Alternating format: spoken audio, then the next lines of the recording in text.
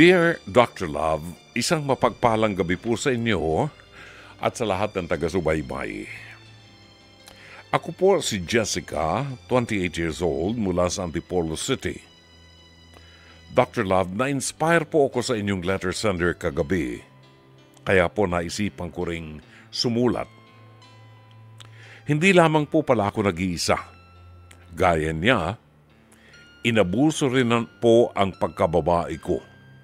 Gaya niya, dahil bata pa po ako noon, ay hindi rin nakuha ang hustisya o katarungan. Ang bukod tanging pinagkaiba nga lamang po namin, masaya na ngayon at nagawa ng magpatawad, siya po ay masaya na ngayon at nagawa ng magpatawad, subalit ako po ay hindi pa makapagpatawad. Palagay ko po, miserable ang buhay ko dahil doon. Narinig ko naman po ang payo niyo at payo niyo tungkol sa pagpapatawad, pero Dr. Love, hindi ko po sigurado kung applicable po ba ito sa lahat. Maaari po kasing parehas kami ng pinagdaanan pero may pinagkaiba sa isang banda. Kung siya nagkasala ang kanyang stepfather, ito po yung kasaysayan kagabi. Kung nagkasala sa kanya ang kanyang stepfather, ang sa akin po, ang mismong anak ko. Kung sa kanya po, isang beses, sa akin po, paulit-ulit. Kaya po naisip kong magpadala ng sulat kasi gusto ko rin pong malaman mula sa inyo kung paano magpatawad ang isang tulad ko naman na paulit-ulit na sinalbahe. Dr. Love, ang nanay ko po kasi ay na-stroke. Ako po ang nag-aalaga sa kanya dahil lulong sa masamang bisyo ang tatay ko. At dahil nga po sa kalagayan ni nanay, nagawa akong abusuhin ni tatay. Mahabang panahon ako nagtiis. Ayoko po kasing iwan si nanay. Kailangan niya ako. Walang ibang mag-aalaga sa kanya kundi ako. Dahil ang tatay nga po ay irresponsable, palamunin at walang awa. Habang ang ate ko naman po ang kumakayod. Tiniis ko, Dr. Love, gabi-gabi.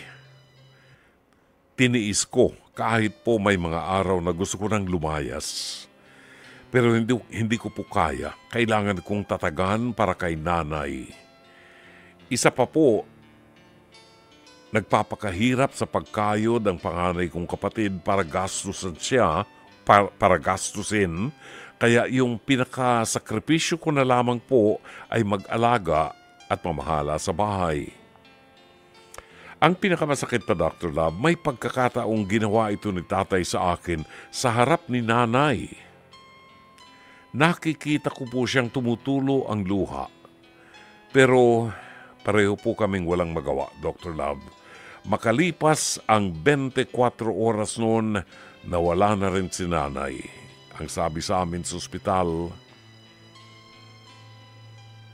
inatake raw po sa puso. Dr. Love, matapos yun, wala na pong ibang ginawa kundi pangaraping gawa ng masama ang aking tatay. Tinuturo ko po siya lagi sa mga pulis kasama ang mga barkada niya kapag nagbibisyo sila. Paulit-ulit. May pagkakataon ding siniraan ko siya sa kumpare niya para mag-away sila. Sinabi kong may relasyon si tatay at ang asawa niya. At kahit ilang taon na rin nakalilipas, malayo na ako ngayon sa kanya pero wala pang pamilya. Galit na galit pa rin po ako sa kanya. Palagay ko nga, Dr. Love, kaya di ko magawang magkaroon ng tagumpay na relasyon dahil sa kanya. Dahil sa galit ko sa kanya. Galit ako sa lahat ng lalaki. Ang tingin ko sa lahat,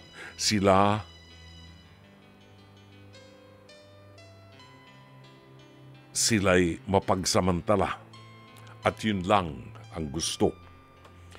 At dahil sa naging mindset ko na yan, ang nag-iisang lalaki na manliligaw ko na talagang siya lang ang laging nandyan simula naghiwalay kami ng landas ni ate ay nasaktan ko.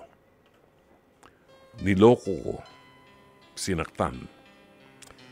Kagabi nang marinig ko ang liham kasaysayan na inyong tinunghayan, tsaka ko lamang naisip ang lahat. Siguro kung magagawa ko lang na magpatawad, maayos ko ang buhay ko at magagawa ko ng may matanggap na lalaki. Pero Dr. Love, kahit gaano kadaling sabihin at isipin, hindi ko pa rin magawa. At ang una kong naisip, sa tuwing ini-imagine ko na makikita ko ulit si tatay, gusto ko siyang saktan. Gusto kong ilagay ang batas sa aking kamay. Dr. Love, paano po ba mapapaalis ang ganito kalalim na galit? Nahihirapan na rin po ako. Gumagalang Jessica